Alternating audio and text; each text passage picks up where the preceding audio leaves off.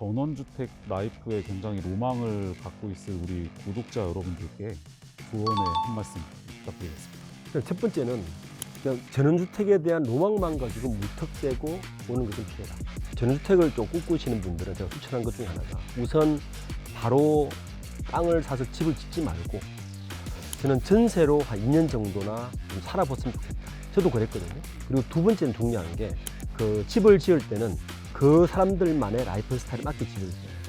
이게 되게 중요한 팁입니다. 대부분 물어보면 식탁의 높이가 얼마큼 돼야 되는지, 그리고 복도의 폭은 얼마가 적당한지, 계단의 높이는 얼마가 적당한지 한 번도 고민해 본 적이 없어요. 다 주어진 삶을 살았으니까. 그런데 집을 지어보면 그런 것들이 눈에 들어오고 왜 그런지 알게 되고 여러 가지를 좀 볼 수가 있어요. 그러면 그 집에 대한 애정도 커지고 삶에 대한 애정도 커집니다. 구독자 여러분 안녕하세요. 금주머니 TV입니다. 도시의 빽빽한 그런 아파트에서 벗어나서 넓고 여유롭게 이 전원주택에서 사는 것, 우리 누구나 한 번쯤 꿈꿔봤을 겁니다. 그런데 막상 그런 꿈을 이루는 것 자체가 쉽지도 않을 뿐더러 이게 주위에서도 전원주택에서의 삶에 만족하고 사는 분 찾기가 솔직히 쉽지가 않습니다. 그리고 요즘 유튜브 보면 뭐 헐값의 전원주택 매물 굉장히 많이 나와 있는 거 볼 수 있는데요.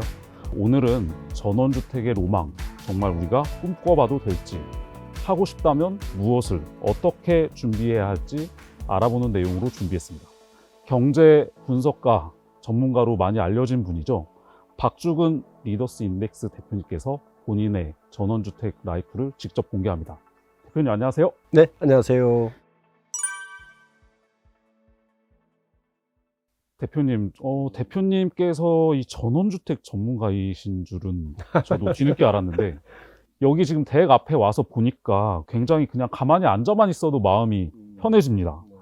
원래 서울에 있는 아파트에 사셨던 걸로 알고 있는데 이곳으로 이주하시게 된 계기가 어땠습니까? 저도 뭐 어느 시민과 같이 서울에 있는 아파트에 살았습니다. 그런데 제가 이곳에 온 지 한 15년쯤 됐는데 제 첫 번째 이유는 아내가 아픈 게 있었고, 사실 그보다 더 큰 이유는 우리 큰애 아이들의 교육 때문에 왔습니다. 그 이전에 서울의 압구정동에서 살았고 우리 큰애가 괜찮은 초등학교 다녔어요. 서울 교대 부초를 다녔으니까. 그런데도 이제 결정을 한 이유는 좀 더 나은 교육 환경에서 한번 애들을 키워보자 하는 게 사실 결정적인 이유였고, 뭐 그 결정 하나로 우선 집을 사지는 않고 전세로 2, 3년 살면서 한번 살펴보자 하는 마음으로 일단 이곳에 오게 되었습니다.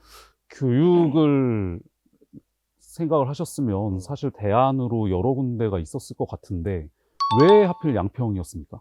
제가 직장이 이제 사무실 서울에 있으니까 서울을 중심으로 했을 때 이곳을 대안으로 생각할 수 있는데, 우선 제가 생각한 거는 가장 인구 밀집도가 낮은 곳을 찾았어요. 가까우면서. 그것이 바로 양평이었고, 왜냐하면 양평은 북한강과 남한강을 끼고 있어서 더 이상 개발을 할 수가 없는 곳입니다. 공장도 들어갈 수가 없고, 그리고 거리상으로 여기서 서울의 저 사무실까지, 저 광화문까지고 비교해도 1시간 이내에 출퇴근이 가능합니다.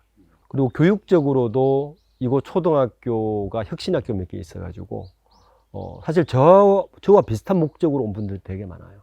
저희가 선택한 거는 애들이 좀 그나마 스트레스를 덜 받고 조금 교육적으로 사람의 중요성이나 이런 것들에 대해서 무게를 둬서 저희 선택을 하긴 했지만 굳이 입시를 따져도 나쁘지 않다고 봅니다. 왜냐하면 여기 이제 그 서종 같은 경우는 양서에 양서고등학교가 있어요. 저기가 생각보다 대학 입시 성적이 좋습니다. 거기다가 플러스 뭐가 있냐면은 농어촌 특례 제도가 있습니다. 사실 여기 와서 6년 정도 살면 자녀들의 그 대학 들어갈 때 농어촌 특례 혜택을 받을 수가 있어요. 어떻게 보면 일거양득이죠. 초등학교, 중학교 때 좋은 환경에서 애들을 교육을 시키고 대학도 나쁘지 않게 간다면 일석이조고, 거기다가 보통 전원주택 그러면 은퇴하신 분들이 많이 온다고 생각하시잖아요. 여기는 은퇴하신 분들도 오지만 실제적으로 초등, 중등, 초등학교 때문에 오는 분들 되게 많아요. 지금 박주근 대표님 댁에 들어왔는데 이 조경도 직접 하시는 거예요? 그렇죠. 근데 이제 원래 그 전원주택 처음 들어오신 분은 마당 욕심이 많아요. 넓게 하는데 저는 집을 지을 때 마당을 찾을 최소화했어요. 그리고 조경을 하긴 했는데 사실은 이렇게 주위 환경을 보면 전원주택은 제 판단에는 주변이 다 조경이라서 그렇게 마당 조경을 많이 안 하셔도 돼. 자기가 조경에 자신이 없다 그러면 저는 조경을 최소화하는 것도 방법이라고 생각합니다. 건축 자재들이 좀 보이는데 이 건축 자재들은 어떤 때 쓰시는 겁니까? 이게 이제 살다 보면 예. 손이 되게 많이 가요. 집수리를 굉장히 많이 해야 되는데 여기 있는 이런 것도 제가 다 직접 이게 시공을 한 거고 저기 있는 저런 작업들도 제가 다 직접 작업한 거고 그러면 기본적으로 저는 집도 목조주택으로 지었는데 이 나무로 뭐 작업하는 거를 조금 즐겨야 됩니다. 톱질도 직접 하세요? 아 그럼요. 이 장비들이 다 있죠. 저 작업실이 여기 안쪽에 있는데 여기 지금 보시면 사실 좀 일반보다는 제가 작업 와. 많이 갖췄어요. 야. 남자들이 로망이도 하긴 하는데. 아, 야. 그러니까 그 여러 도구들을 다 걸어놓고 여기 보면 톱, 전기톱도 종류가 여러 가지가 있고 간단한 것부터 시작해서 구조 사실은 이 작업실 제가 직접 지은 거예요. 네, 직접 지어서 이렇게 작업을 하고 사실 여기는 제 공간이에요. 아니, 이 많은 장비들을 다 다루실 줄 아세요? 아 그럼요. 그리고 요즘은 유튜브가 너무 잘 가르쳐줘요. 유튜브가. 그래서 일반인들도 사실은 조금만 배우면 이런 작업할 수 있어요. 근데 아파트 살던 사람들은 이런 거를 못 하겠네요, 거의. 다 관리사무소에서 제가 볼 때 해본 거. 조금만 관심 있으면 누구나 할 수 있습니다. 그렇게 고난도 작업하죠. 아, 그래요. 자, 근데 여기 또 보니까 이 나무로 된 이거는 또 뭔가요? 이건 찜질방입니다. 찜질방이요? 네. 야, 여기 보시면 예. 우와. 안에 찜질을 할 수가 있어요.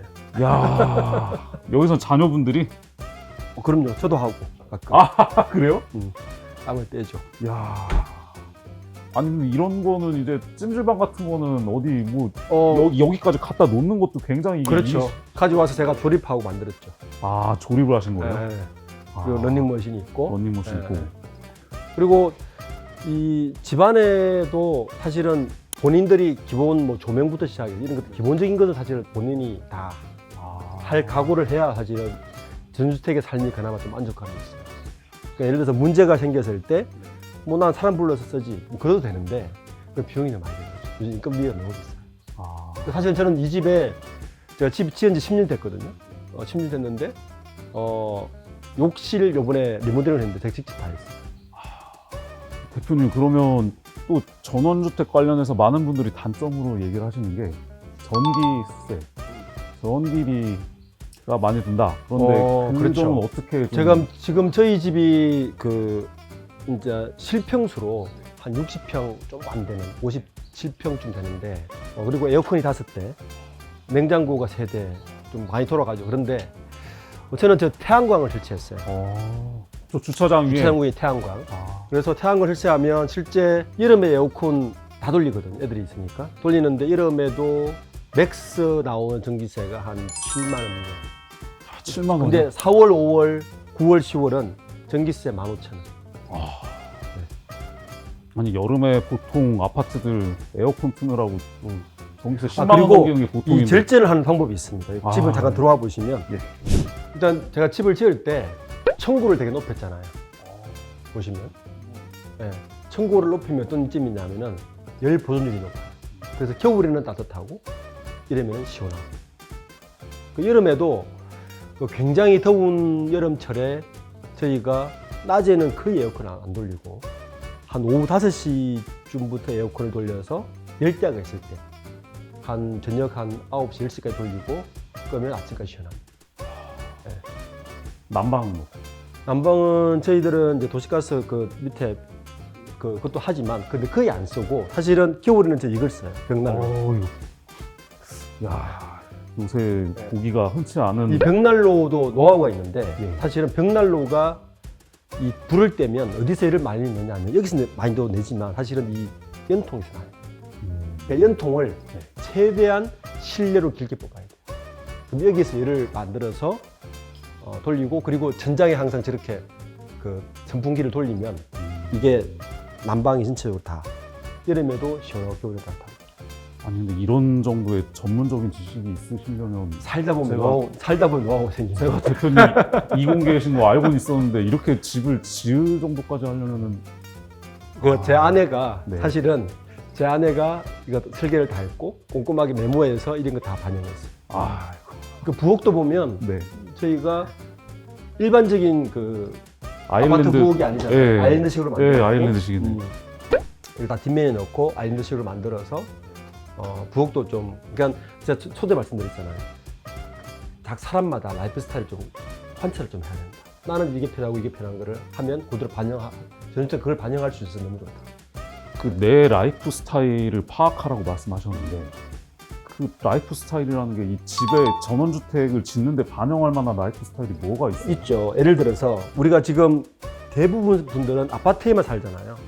근데 보통 아파트 구조라는 게 거실을 중심에 두고 뭐 방 양쪽에 있고 이렇게 이에서 못 벗어나잖아요. 근데 사실은 잘 보면 꼭 그렇게 안 지어야 되거든요. 요즘은 그 전투에 젊은 분들은 방마다 화장실을 다 놔요.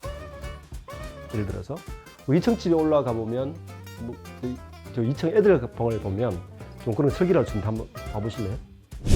여기 와서 보면 이제 제가 라이프 스타일을 제가 설명해 주는 거예요. 여기 보면 이런 구조가 예를 들어서 층고를 높인 다음에 이렇게 칸을 넣어서 2층은 침대를 쓰고 이렇게 쓸 수 있는 이런 그 아파트와 다른 창의를 할 수 있는 거죠. 여기도 지금 그러면 여기가 전망이 되게 좋죠. 아드님이 쓰시겠네요. 네, 우리 여기서 이제 좀 성장했는데 야, 받아볼 수 있는. 아우 뷰가 정말 너무 좋다. 아 너무 살고 싶어요 여기서. 이 양평 전원주택에 살아보시니까 어떤 점이 좀 좋으세요? 이 자체에 있는 것만도 힐링되는 게 가장 큰 이제 베네핏이고 시간대가 달라져요. 그러니까 서울에서 느끼는 시간의 속도와 이곳의 시간의 속도가 달라집니다. 퇴근하고 여기 들어오면 시간이 굉장히 느려집니다. 삶이 훨씬 풍부해지는 거죠. 같은 시간을 살아도. 그러니까 바쁨의 속도가 다르지니까 그 부분이 가장 주는 혜택인 것 같고, 두 번째는 이 자연의 변화를 매일 볼 수 있다는 게 중요한 포인트인 것 같아요. 주변에 나무들 색깔이 숲이 보이잖아요. 사실 도심 속에 살면 계절이 가는 것이라든지 이런 것에 그렇게 둔감할 수가 있는데 그 계절의 변화라든지 이런 변화들에 대해서 굉장히 그걸 느끼면서 살 수 있으니까 또 중요한 베네핏이고, 그 외에도 저는 이웃과의 관계도 되게 좋아진다 봐요. 서울에 살면 사실 이웃을 모르고 살죠. 거의 교류가 없죠. 저는 여기 와서 제가 이 집을 짓고 나서 제가 이 동네에서 이 집을 제가 4번째로 지었는데 그리고 와서 50채가 들어섰어요. 그래서 이 동네에 제가 커뮤니티를 같이 만들었어요. 그 이웃과의 교류할 수 있고 서로 이웃과 알고 지내는 것. 저는 말콤 글래드웰이 쓴 책 중에 내용을 보면 그 당시 미국의 심장질환이 가장 낮았던 동네가 있어서 관찰을 해봤더니 동네 특징 중에 하나가 이웃과 교류하고 인사하는 곳이 그런 곳이 그 건강에 좋다는 책을 읽은 적이 있어요. 그렇듯이 살면서 이웃과 알고 지내는 것이 굉장히 큰 교류입니다. 지금까지는 좀 장점을 위주로 많이 말씀하셨잖아요.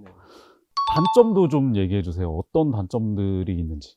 우선 첫 번째는 그러니까 인프라망이 확실히 부족하죠.